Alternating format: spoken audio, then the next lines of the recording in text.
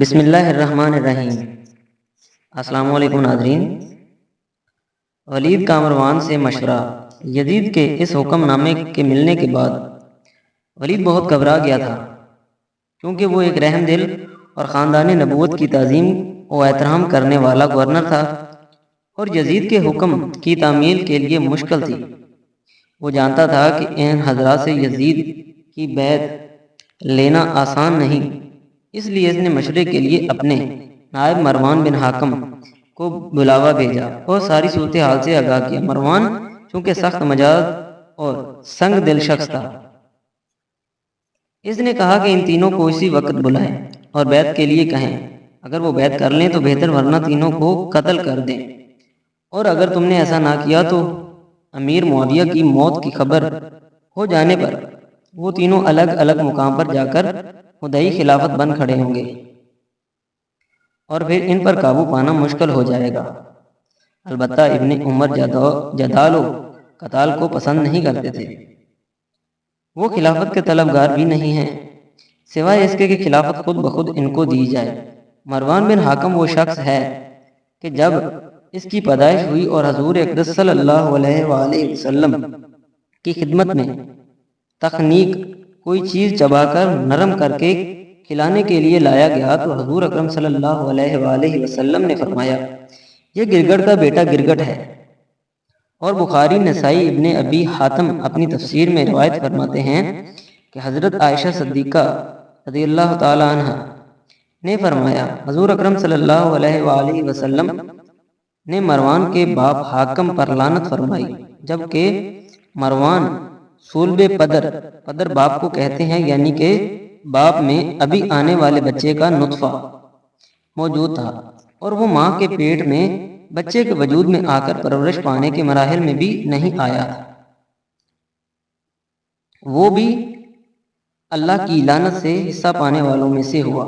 وہ مروان کی اس کو اور اس کے باپ کو حضور اکرم صلی اللہ علیہ وآلہ وسلم نے گرگٹ فرمایا، اور جس کے باپ پر حضور اکرم صلی اللہ علیہ وآلہ وسلم نے نہ صرف لعنت فرمائی بلکہ اس کے باپ کو شہر بدر فرما کر طائف میں رہنے کا حکم فرمایا، ایسے مروان سے بھلا کیا خیر کی امید ہو سکتی ہے؟ ولید نے حضرت امام حسین اور حضرت عبداللہ بن زبیر کو بلانے کے لیے قاصد بھیجا۔ قاصد نے ان دونوں حضرات کو مسجد نبوی صلی اللہ علیہ وآلہ وسلم میں بیٹھا پایا۔ قاصد ایسے وقت میں آپ حضرات کے پاس بلانے آیا جس وقت ولید کسی سے نہ ملتا تھا۔ قاصد نے کہا کہ آپ دونوں حضرات کو امیر نے بلایا ہے۔ انہوں نے کہا کہ تم چلو، ہم ابھی آتے ہیں۔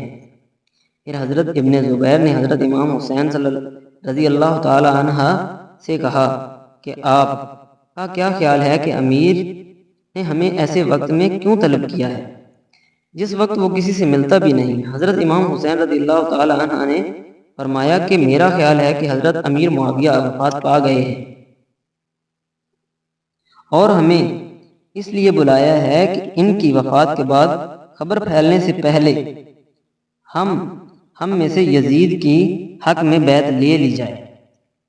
اس پر حضرت ابن زبیر نے کہا کہ میرا بھی یہی خیال ہے۔ پھر انہوں نے حضرت امام حسین سے پوچھا کہ آپ کا کیا ارادہ ہے؟ حضرت امام حسین نے فرمایا کہ میں اس وقت اپنے جوانوں کو لے کر چلتا ہوں، کیونکہ انکار کی صورت میں ہو سکتا ہے کہ معاملہ نازک صورت اختیار کر جائے۔ حضرت امام حسین رضی اللہ تعالی عنہ اپنی حفاظت کا سامان لے کر ولید کے پاس پہنچے۔ آپ نے اپنے ساتھیوں سے فرمایا کہ میں اندر جاتا ہوں، اگر میں تمہیں بلاؤں یا تم سمجھو کہ میری آواز بلند ہو رہی ہے تو فوراً اندر آ جانا، اور جب تک میں باہر نہ آ جاؤں تم یہاں سے ہٹنا مت۔ آپ رضی اللہ تعالی عنہ اندر گئے اور سلام کر کے بیٹھ گئے۔ اس وقت ولید کے پاس مروان بھی موجود تھا۔ ولید نے آپ کو حضرت امیر معاویہ کی وفات پا جانے کی خبر سنائی اور یزید کی بیعت کے لیے کہا۔ آپ نے تعزیت کے بعد فرمایا کہ میرے جیسا آدمی اس طرح چھپ کر بیعت نہیں کر سکتا، اور نہ ہی میرے لیے اس طرح چھپ کر بیعت کرنا مناسب ہے۔ اگر آپ باہر نکل کر سب لوگوں سے بیعت طلب کریں تو ان کے ساتھ مجھے بھی بیعت کے لیے کہنا۔ ولید کیونکہ امن پسند آدمی تھا، اسے حضرت امام حسین رضی اللہ تعالی عنہ کی بات پسند آئی، اور اس نے کہا کہ اچھا ٹھیک ہے، آپ تشریف لے جائیں۔ اس پر مروان نے ولید سے کہا کہ اگر تم نے ان کو جانے دیا اور بیعت نہ لی تو تم کبھی بھی ان کو قابو نہیں کر سکو گے۔ ان کو قید کر لو، اگر یہ بیعت کر لیں تو ٹھیک ہے، ورنہ ان کا سر کرم کر دو۔ حضرت امام حسین یہ سن کر اٹھ کھڑے ہوئے اور فرمایا کہ ابن الزرقہ، تو مجھے قتل کر دے یا نہ کر، خدا کی قسم تو جھوٹا اور کمینہ ہے۔ یہ کہہ کر آپ اپنے گھر تشریف لے گئے۔ آپ کے تشریف لے جانے کے بعد مروان نے ولید سے کہا، تم نے میرا قتل کا مشورہ نہ مانا، اب تم کبھی دوبارہ ان پر قابو نہیں پا سکو گے۔ ولید نے کہا، تم پر افسوس کہ تم مجھے ایسے مشورے دے رہے ہو جس میں میرے دین کی تباہی ہے۔